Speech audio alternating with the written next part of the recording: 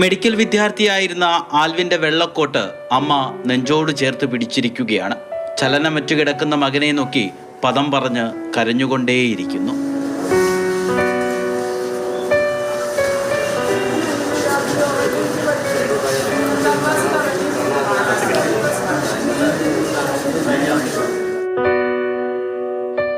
കണ്ടു നിൽക്കുന്ന ആർക്കും കണ്ണുനീർ ഒളിക്കാനാകില്ല.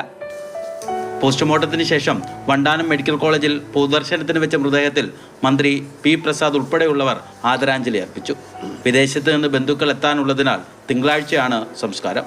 അതുവരെ മൃതദേഹം സ്വകാര്യ മോർച്ചറിയിൽ സൂക്ഷിക്കും. എടത്വ സ്വദേശിയായ കൊച്ചുമോൻ ജോർജിൻ്റെയും മീനയുടെയും മൂത്ത മകനാണ് ആൽവിൻ. 19-കാരന് പഠനം പോലെ ഫുട്ബോളും പ്രിയപ്പെട്ടതായിരുന്നു. ഭയങ്കരമായ ദുഃഖവും വേദനയാണ്. ഈ നാടിൻ്റെ ഒരു പ്രിയപ്പെട്ട പുത്രനെയാണ് നഷ്ടപ്പെട്ടിരിക്കുന്നത്. പഠിക്കാൻ നല്ല മിടുക്കനായിരുന്നു. എല്ലാ രീതിയിലും ഫുട്ബോൾ കളി അദ്ദേഹം ഏറ്റവും കൂടുതൽ സ്നേഹിച്ചിരുന്നു. നമ്മളിവിടെ തുടങ്ങിയ സ്കൂളെന്ന് പറഞ്ഞ ഗ്രൗണ്ടിൽ അദ്ദേഹം ഒട്ടനവധി വിദ്യാർത്ഥികളോടൊപ്പം ഫുട്ബോളിൽ ഭയങ്കരമായ കഴിവുണ്ടായിരുന്നു. അപകടത്തിൽ പരിക്കേറ്റ് ചികിത്സയിലുള്ള മറ്റു 4 പേരുടെയും ആരോഗ്യസ്ഥിതിയിൽ നിലവിൽ ആശങ്കപ്പെടേണ്ട സാഹചര്യമില്ല.